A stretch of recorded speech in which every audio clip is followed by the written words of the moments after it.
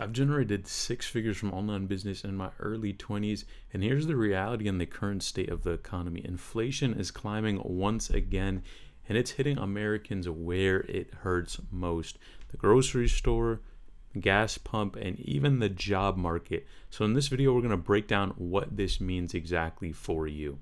Now, number one, everyday essentials are going up. Food at home jumped the most in nearly 3 years. Right, so of course we're talking about things like fresh fruits and vegetables up 2% in a single month. And what happens is a lot of times, and this is the crazy thing, what happens is you see inflation go up, right? So that means the value of our dollar is less, right? So technically we're paying more for certain things. But the problem with that as well is then you have the other side of it, which is the shrinkflation, which what happens there is they end up charging you more and giving you less, and they reduce it slowly year after year, right? So maybe you buy a pack of water. Initially it had 24 water bottles in there, and then slowly they reduce that, but they keep the same price or even increase it. And same thing happens. The easiest example you could think of is something like chips. Remember back in the day they used to fill the bag up completely, and now you go buy something like that, there's literally barely any chips in the bag, right? And that's all part of the shrinkflation. They just decrease the amount because they're trying to increase their profit margins. Now, next, gas climbed up almost 2% as well after dropping just the month before. And these are not luxury purchases, right? These are daily necessities that Americans need. So it's kind of hard for the average person to afford some of the daily and weekly, monthly, annually necessities that they need just to survive. We're not even talking about anything luxury or just extra, right? We're talking about basic needs. Now, number two, paychecks aren't keeping up. Even if your income looks the same, right? Inflation means what? That you're technically making less. Now, ideally, you'd be in a situation to where obviously your income is increasing over the years, but a lot of times what happens is some companies will adjust for inflation. So maybe if you're making $70,000 a year, they'll give you an increase just to adjust for inflation, but technically you're really not making more money, right?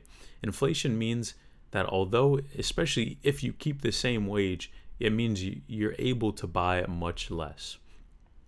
Now, real wages have slowed to their weakest growth in over a year, which is interesting too, because what does this mean for you? It means you're working just as hard, but you're getting less for it, which that's a tough situation to be in. I mean, anyone who you work very hard for the money that you make, you want it to stretch and go far. And I think that's why you even see people talk about the American dream and that things are way different in America now, just because, right, you literally can't afford what you used to be able to, right? People used to be able to live off one income.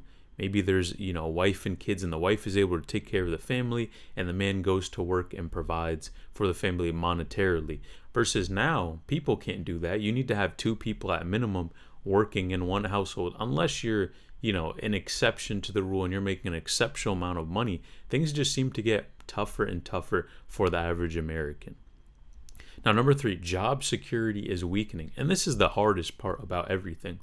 Jobless claims just hit their highest since 2021, nearly 4 years. I think one of the biggest examples, and of course with AI emerging as well, you have people, especially in, careers that used to perform very well, things like computer science, but even to the average person, where they struggle to get jobs. You see a lot of job listings to where they're not even real, they're not even hiring anyone, and you could put in 100, 200, 300 applications and still not be able to afford or even make ends meet, right? Even get a job, get hired to make some money, right? Versus other times, right, in America, people were just able to get jobs with ease, right? It wasn't even that difficult. Now, I mean, if you're not applying to 100, 200 plus jobs at minimum, even that number, you're probably not even getting anything, right? Especially entry level jobs. The competition for those is even higher, right? So more people are filing for unemployment while prices are continuing to climb.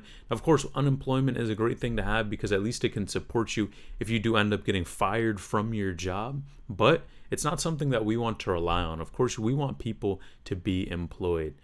And it's really a double whammy, right? Because higher costs and weaker jobs just cause a lot of stress in the average person. And that's really a tough place to be, because of course you want to be employed, you want to be able to provide, for others, for your family, all these type of things. But if you're not able to secure a job, make extra income, it's really a huge problem that can cause a ton of stress. Now, if you're watching this because you want freedom with your money, right? You want to be able to generate different streams of income. And one of the best ways that I've found to do that is through YouTube. Now, I put together some resources teaching you exactly how I built and scale YouTube channels. I've done 50 million plus views, over 6 figures. And if you're interested in learning more, click the link in the description below so that you can start building your own.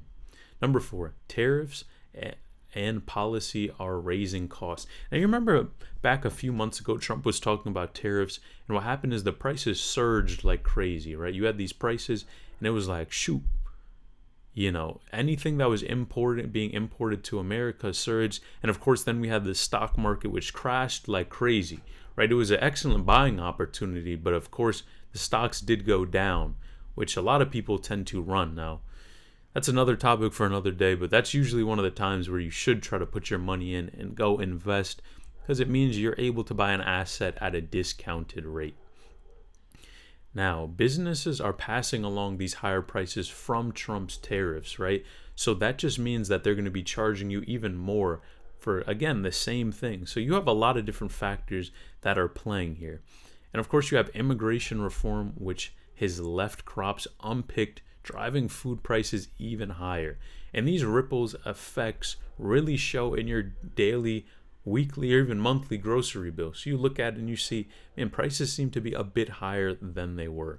Now, the bigger picture, number 5 here, is that the Fed is expected to cut interest rates, but that doesn't lower your grocery bill. Now, inflation acts like a silent tax, right? It shrinks your savings, and of course, even widening that gap, the wealth gap as well. So you have the people who are making a ton of money, and then the people at the bottom making even less money.